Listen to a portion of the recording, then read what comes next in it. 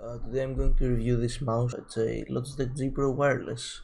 I bought it like 3 days ago and I have been using it like continuously since then. And I gotta say, man, it's like the best mouse I've ever used. Like I've fallen in love with this mouse. Genuinely, like gliding with this, it feels like air. Like I don't see a single flaw with this mouse.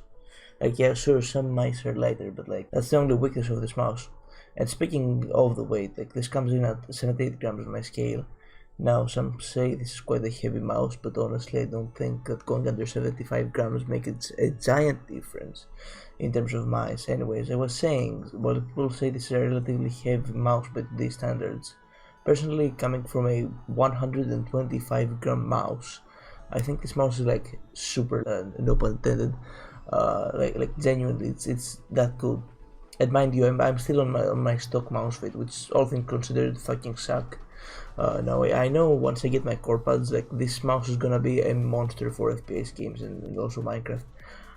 Now some other key features of this mouse are that it has adjustable buttons, now like these side buttons here. Now personally I'm right-handed and in general I don't use my I like, don't really have a say on if the side buttons are good or not, but like from like what I feel at least, like they're pretty tactile, like they're kind of like they're high quality. And another thing is that that I love about this mouse is that it's wireless. Like I don't know why in my last video I said that the cable doesn't affect your aim, because it 100% does. Like no doubt about it. Genuinely, yeah. I just feel so much like freer being able to aim wherever I like, and while jitter clicking Minecraft I have less of a hard time aiming, which means that while jittering my aim is actually decent. Speaking of CPS, a lot of people actually wonder, like, are the switches good for PvP? To be honest, I think my G502 switches have a little less pre-travel, but weirdly enough, when I do jitter click, and I do get like 1 CPS less on the G Pro wireless. Instead of like 17, I get 16 CPS. But while normal clicking, my CPS actually went from 9 to 11 to like 12, maybe 13. Which is really good if you consider that I can actually like aim. Speaking of aim, some people say this mouse shape gives them less dexterity than other mice. For me personally, I think that I have more dexterity using this mouse than my G502. Don't get me wrong, I prefer the G502's thumbers and the coating on the sides more, but in games that gets kind of intrusive. Well, this mouse is a really good neutral shape. One other thing I have to add though is that results may vary on your hand size, obviously. Personally, I have I have 18.5 by 9.5 hands, and it feels like it was made for them, kind of. But I won't recommend this mouse on anyone that has a hand size of under like 17.8, unless you want to feel like you're aiming with a literal potato. Now, question is this mouse worth it? Honestly, I really do think it is. Like, yeah, it does have a place as a good gaming mouse in 2022 if you get it for like under $70. The say wireless connectivity, sensor battery switches, like, and all of that stuff, like, and the scroll bar and such are like top notch. And while sure it's around 15 grams heavier than this, I don't think it's too big of a difference to make or break this purchase, especially since it's under half the G Pro Superlight's price. The only thing I genuinely think is bad are the mouse fit. They're like your usual stock Logitech Teflon mouse fit. They've been using since like 2014 on their mice. Now they're not unusable, but they definitely should be replaced with aftermarket skates.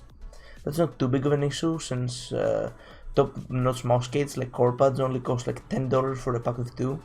So that means you can basically buy an endgame worthy mouse and all aspects apart from the weight for as low as like $70 now, including the skates, of course. And me personally, I paid $65 for the mouse and $10 for the skates, so that's $75. Now, I want to also talk about some misconceptions about this mouse. First of now, I don't know if I can have an input to this as if it has double clicking issues, since this mouse is only 3 days old. But as far as I know, every model built from like mid 2020 and onwards uses Omron 20M switches, which have a double click prevent, so the mouse is never going to develop any problems. Now, the batch of the mouse which I'm using is batch 2019, from 2019 actually. So it does have the Omron 50M switches, which some people say do have double clicking issues.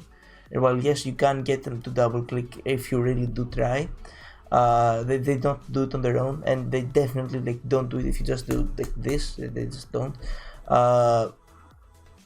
Also, if you update the firmware in GHub, in logitech GHub, then they have an improved debounce algorithm which eliminates double clicks, so you shouldn't have to worry about double clicking.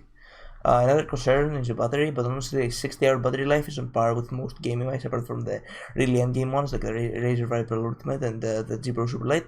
So it definitely is.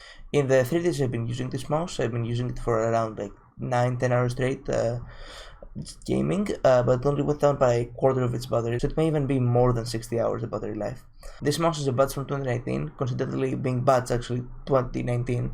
And it's like not creaking at all. It has like no switch wobble, no rubbing, and just like everything feels solid and high quality, like a Logitech G Pro that should. In fact, I'd say this feels more solid than my G502, which is just a hard thing to do since that mouse is literally a brick, and I've been using it for like 3 years now. It's like slamming my fingers on it, butterfly clicking, and like nothing ever bad happened. Again, as I said, this mouse feels insanely high quality. Like this can easily last you like 10 years or something like that. Anyway, that's gonna be all for me. Wrap things up. This mouse is a really good value and it can still compete with most mice out there. But that's all from me, and I'll see you in the next video.